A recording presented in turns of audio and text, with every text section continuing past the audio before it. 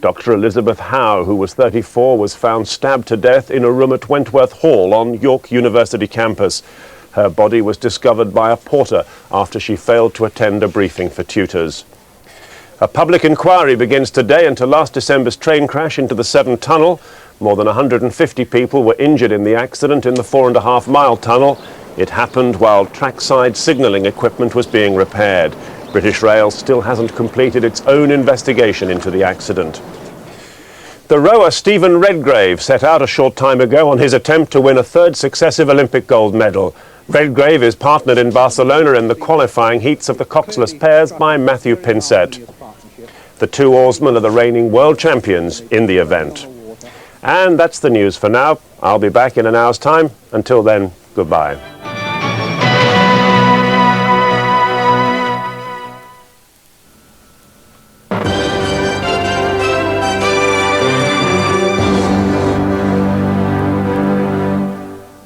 Good morning from the Calendar News Desk.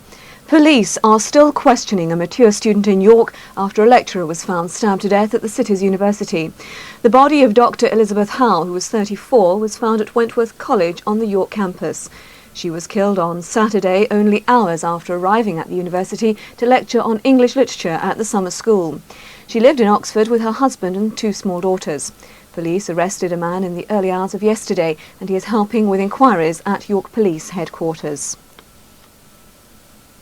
Environmental experts have warned people living near the site of a major chemical fire that homegrown fruit and vegetables may be dangerous. The fire at Allied Collides in Bradford last week sent a huge pile of black smoke over the area. Now, environmental officers from Bradford Council have revealed that tests show chemical contamination on vegetation, cars and in the water. Warnings have been posted at Lowmore Beck and Spenbeck, advising pet owners not to let their dogs swim in the water. Council officers say a clear sticky deposit found on cars near the plant should not be removed without protective gloves. However, they say water supplies are not affected. A 34-year-old man accused of murdering a vagrant in Rotherham will appear before magistrates in the town this morning. The body of Kenneth Baxter, aged 40, was found in an alleyway off Cripps Close at Maltby on Friday. He had suffered from severe head injuries.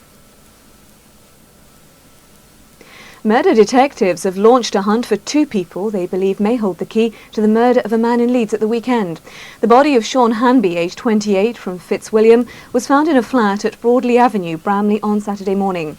Post-mortem examination revealed that he had been stabbed sometime between Thursday afternoon and Friday lunchtime. Detectives are trying to trace the tenant of the flat, Andrew Fairley, who's 49. They believe he may be with his friend, 41-year-old Catherine Kempstar. A man stabbed to death outside an Indian restaurant in Bradford at the weekend has not yet been named by police.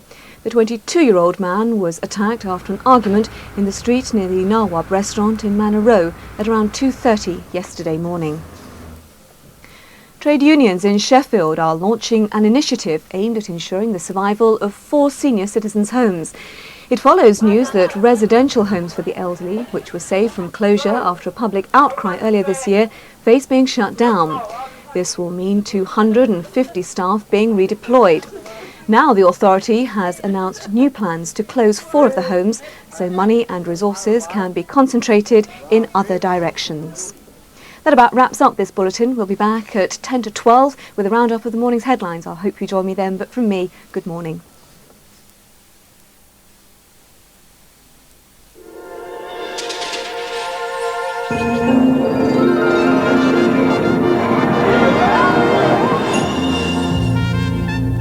Now the weather. All parts of the region will have a little sunshine at times today, but there will also be scattered showers, especially this morning, before they gradually die out during the course of the afternoon. The westerly wind will be quite fresh and blustery, but despite this, the temperature will reach a maximum of 20 degrees centigrade, 68 degrees Fahrenheit. Tonight all districts will be dry. The clouds will largely disperse, and as the westerly wind moderates, the temperature will fall to a minimum of 9 degrees centigrade, 48 degrees Fahrenheit. Well, those are the details, and now here's a summary of the weather we can expect across the region today.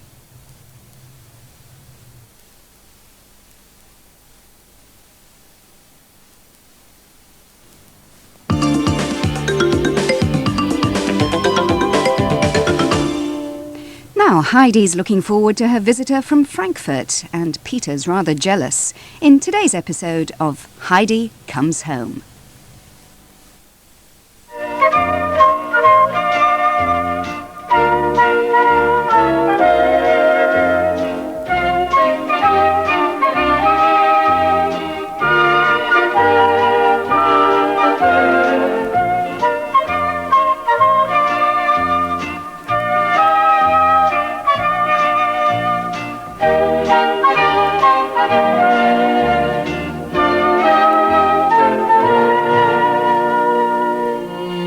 Heidi reads Clara's letter over and over again.